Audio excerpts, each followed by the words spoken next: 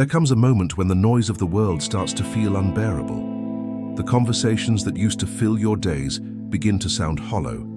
The gatherings, the small talk, the endless cycle of pleasing and performing, all of it starts to drain you instead of nourish you. And you begin to wonder, what's wrong with me? Why do I no longer enjoy what everyone else seems to love? Why do I crave silence more than company? Why do I feel out of place in rooms that once felt like home?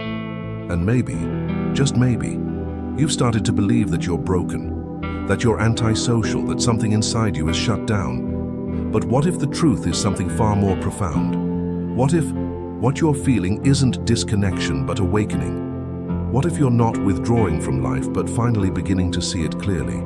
Because there is a moment in every spiritual journey when you stop resonating with the noise. You start to feel the energetic mismatch between who you are becoming and the world that taught you who to be. You feel it in your body when conversations revolve around gossip, competition, and appearances. You feel it when people complain endlessly but never change. You feel it when you try to speak truth in a world that's addicted to illusion. And so you go quiet. Not because you have nothing to say, but because words have lost their meaning in a space that doesn't value depth. They'll call you distant. They'll say you've changed. They'll accuse you of being cold or disconnected. But what's really happening is that your consciousness is evolving faster than your environment. You're beginning to sense what others can't. You're beginning to see energy before words, intention before action, truth before story. You're beginning to live from awareness, not conditioning. And that shift changes everything. Because once you start waking up, superficiality feels suffocating. You can't force yourself to laugh at things that don't feel true anymore. You can't pour energy into conversations that go nowhere. You can't play roles you've outgrown just to make others comfortable. You crave authenticity, the kind that doesn't need performance, validation, or approval. You want silence, because silence doesn't lie to you. Silence doesn't demand a version of you. Silence allows you to simply be. But this transition is not easy. The world around you is built on noise. Society rewards those who stay busy, loud, and constantly available. The idea of being still, of turning inward, is often misunderstood as withdrawal. Yet in truth, it's the beginning of real connection. Because how can you connect deeply with others if you've never connected deeply with yourself? At first, this new awareness feels lonely. You look around and realize how few people truly see you. You feel like you're speaking a different language. You try to share what you're discovering about consciousness, presence, energy, but people either dismiss it or misunderstand. And so you retreat, not out of bitterness, but out of necessity. You stop trying to explain yourself. You stop trying to fit in. You stop chasing what no longer resonates. You start valuing peace over company, truth over approval, alignment over attention. And in that quiet, something begins to unfold. You start to feel life in a new way. You notice the sound of the wind again, the rhythm of your own breath, the stillness between thoughts. You realize that solitude isn't emptiness, it's presence. It's the space where you can finally hear your soul speak. For the first time, you're not escaping yourself through distraction. You're meeting yourself through awareness. You realize that peace isn't the absence of people, it's the absence of noise. But as beautiful as this sounds, it comes with its own kind of grief. You grieve the old you, the version that found comfort in constant connection, that needed to be seen to feel real. You grieve relationships that fade when you stop performing. You grieve the illusion of belonging you once had. Because when you become conscious, you stop belonging to groups built on unconsciousness. You stop fitting into spaces that thrive on avoidance, drama, and fear. You see through it all, and once you do, you can never unsee. You start to see how most social interactions are built on mutual distraction. People talk, not to connect, but to avoid silence. They gather, not to share energy, but to escape themselves. They consume attention, entertainment, validation, to fill the emptiness they refuse to face. And you begin to realize how rare it is to meet someone who's fully present, who's not lost in thought or ego or performance. This realization hurts at first, because it feels like separation. But eventually you see that it's not separation, it's clarity. You're not antisocial, you're just done with the shallow. You're not cold, you're conserving energy. You're not disconnected, you're finally connecting to something deeper, your own consciousness. The more you awaken, the more sensitive you become to energy.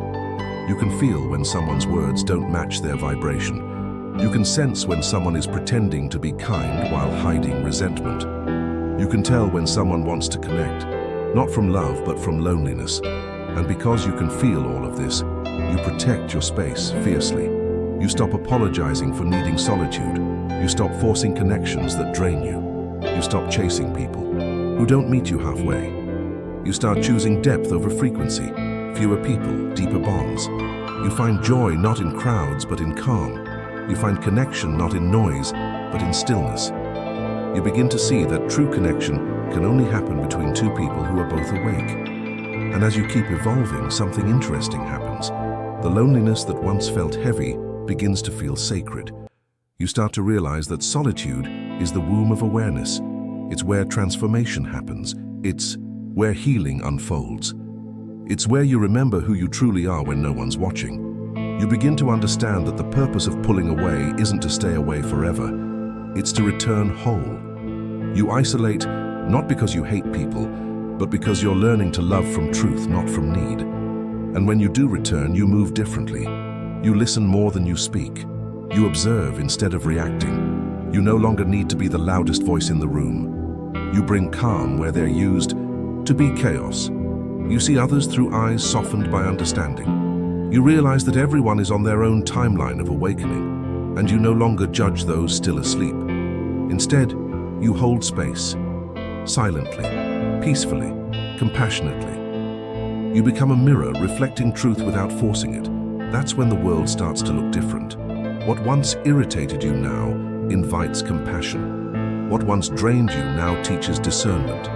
You stop taking things personally because you see through the play of unconsciousness. You understand that when people act from fear, it's not about you, it's about their pain. You understand that when they project, argue, or perform, they're simply trying to protect their fragile sense of self. And suddenly, you don't need to react. You don't need to prove or defend anything. You just are. This is the quiet strength of consciousness. It doesn't shout. It doesn't seek approval. It simply shines. And this is what most people misunderstand. Awakening doesn't make you superior. It makes you humble. It doesn't make you detached. It makes you deeply connected to what's real. You no longer depend on people to make you feel whole because you've discovered the wholeness within yourself. And from that space, your relationships transform. You no longer need from others. You simply share presence with them. Still, there are moments when the world will test you, when old friends reappear, when old habits tempt you, when old patterns whisper, "Come back." You'll feel the pull to shrink again, to play small, to fit into what no longer fits. But once consciousness expands, it can't contract. The cost of staying asleep becomes too high. You've tasted the peace of presence, and no temporary comfort can compare. So you keep walking the path even when it's lonely. You keep choosing truth even when it's uncomfortable. You keep listening to your inner silence, even when the world screams for your attention. And somewhere along the way you begin to notice others like you. Quiet souls, calm energies, people who feel like peace. You recognize each other instantly, not by words, but by vibration. And that's when you realize you were never truly alone. You were just clearing the noise so you could find your real tribe. This is what becoming conscious does. It strips away the false layers so that only the truth remains. It takes away the crowd so you can find your community. It silences the outer world so you can hear your inner one. It feels like isolation, but it's actually connection to something purer, deeper, timeless. You no longer belong to the surface of life. You belong to its core. You belong to the stillness underneath everything, and that's the paradox. The more conscious you become, the less you need to be social, but the more connected you feel to all of existence. You walk alone, yet you feel one with everything. You sit in silence, yet you hear the universe breathing through you. You speak less, yet your presence communicates more than words ever could. You stop seeking love because you've become it. So if you've been feeling this shift, this pull toward quiet, this disinterest in the noise, this longing for depth, know that nothing's wrong with you.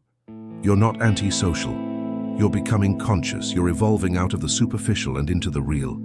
You're learning to be comfortable with solitude, because solitude is where truth lives. You're beginning to see that the silence you used to fear is actually your home. Don't fight this phase. Don't label it as depression or detachment. Let it teach you. Let it reshape you. The world will tell you that you need to be more outgoing, more visible, more involved. But the truth is, you just need to be more present. The more conscious you become, the less you need to prove, the less you need to chase, the less you need to fill the emptiness with noise. You realize that what you were looking for out there has always been within. And when you finally rest in that realization, something miraculous happens. The world that once felt overwhelming becomes peaceful again. The people who once triggered you now remind you of your own growth. The silence that once scared you now feels sacred. You see beauty in everything, even in the chaos, because you understand it's all part of awakening. So no, you're not antisocial. You're not strange. You're not losing yourself. You're finding your consciousness. You're remembering what it means to live with awareness, with truth, with presence. You're learning that solitude isn't loneliness, it's alignment.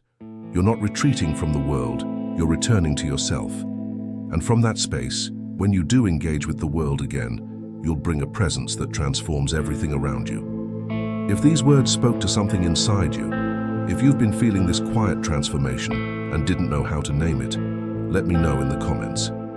You're not alone in this.